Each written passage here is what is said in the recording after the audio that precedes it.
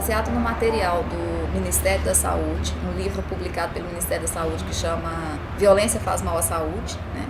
É possível a gente levantar pelo menos 7 tipos de violência. A primeira forma de violência seria o castigo físico, né? E o Estado interferir nessa esfera privada é algo completamente delicado.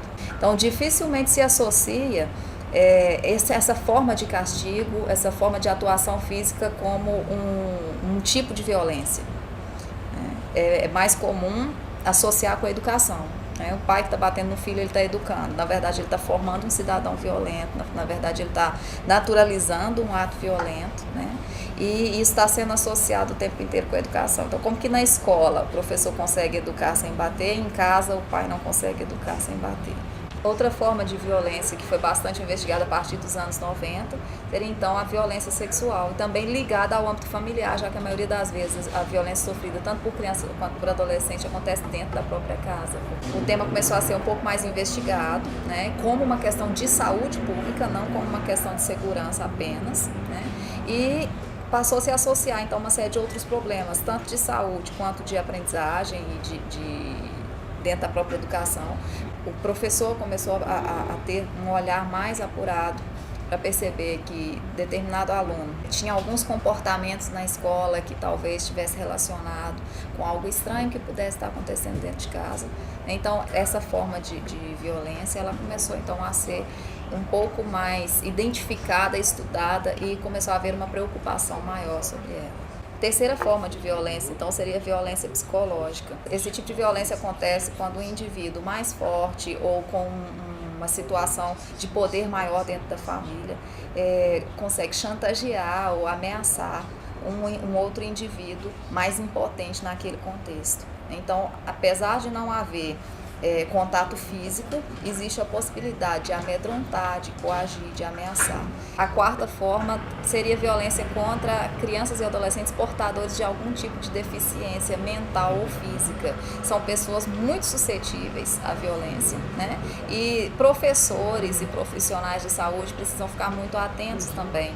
Quais os traços que fazem parte do quadro clínico daquela criança, daquele adolescente, e quais os traços que são marcas de violência. Em quinto lugar, a gente tem o trabalho infantil como forma de violência. Embora dificilmente se associe trabalho e violência, nessa forma de atuação você tem duas formas de violência, que é a física e a simbólica. Porque ao associar um esforço físico exagerado à sobrevivência do indivíduo, você está atuando no sistema psicológico dessa criança, desse adolescente. Um sexto tipo de violência também levantado pelo Ministério da Saúde é a violência contra crianças e adolescentes institucionalizados em situação de proteção, cumprindo medidas protetivas, né? É como alguns autores chamarem essas instituições até de prisões, embora a gente está falando menor, né? Tamanhas condições, tamanha precariedade de condições, né, que esse sujeito é submetido nesses espaços. Por último, o Ministério da Saúde não aponta como forma de violência, mas já é dito que deveria ser considerado. Eles apontam então a negligência, né? A negligência da família, do Estado, de todas as instituições que deveriam proteger a criança ou adolescente. Ao negligenciar, está se praticando então uma forma de violência, mas dificilmente alguém é punido por isso. É muito comum, a partir de determinada idade, a criança não ser mais acompanhada pela família, né, em relação à escola, né? Então, considerando que a família, o Estado, a escola devem dar a todos os indivíduos, a todos os sujeitos, desde a infância, condições de exercício da sua cidadania, negligenciar isso é uma forma de violência. Considerando então todas essas formas de manifestação da violência, atuar para a redução dos índices de violência é muito mais do que atuar junto ao agressor e à vítima. É necessário então fazer um trabalho com todo o contexto em que essas formas de violência acontecem, né? Quando a gente pensa então na agressão ou na violência sexual que acontece no âmbito familiar, é necessário trabalhar então todo aquele grupo que está inserido nessa situação de violência para conseguir mudar conceitualmente, né?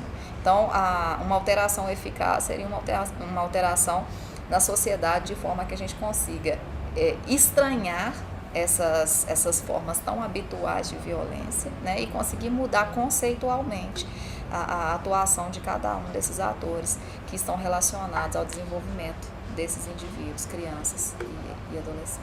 As drogas psicotrópicas que atuam diretamente no cérebro e no psíquico são as drogas depressivas, as estimulantes e as perturbadoras.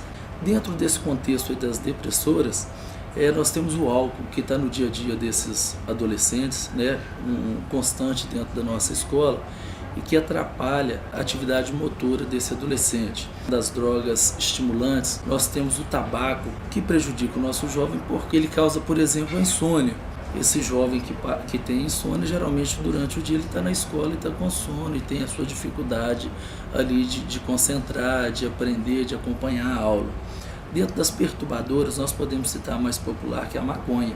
A maconha ela é uma droga que causa geralmente o delírio, a alucinação, e isso dentro do nosso dia a dia dificulta muito o trabalho do profissional de educação em lidar com esse jovem, com essas dificuldades. O profissional de educação, muitas vezes, ele fica sem saber quais são as suas possibilidades de atuação diante desses fatos dentro da escola. Por isso que é importante trabalhar integrado com outras instituições. É importante que a escola compreenda a necessidade de fazer um trabalho em parceria com todas as instituições dentro do seu território de abrangência, pois é muito difícil para o professor trabalhar sozinho todas essas questões, porque existem questões dentro desse ambiente das drogas que vão muito além do nosso conhecimento, digamos que acadêmico, para tratar do caso. Por isso é importante que nós busquemos essas parcerias com essas ONGs, com o terceiro setor, com o Conselho Tutelar, que é um outro parceiro muito importante. Então a escola precisa trabalhar nessa parceria, com essa visão ampliada, porque esse jovem precisa não só da educação, mas ele precisa de todo um outro aparato que está além dos muros da escola. A abordagem sobre as drogas é algo fundamental no programa Saúde e Educação na Escola.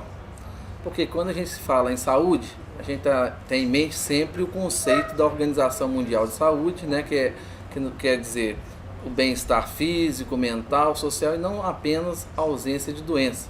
Quando a gente fala em educação, a gente está se referindo ao conceito da LDB, que é a Lei de Diretrizes e Base, que diz que a educação está ligada aos aspectos formativos dos seres humanos.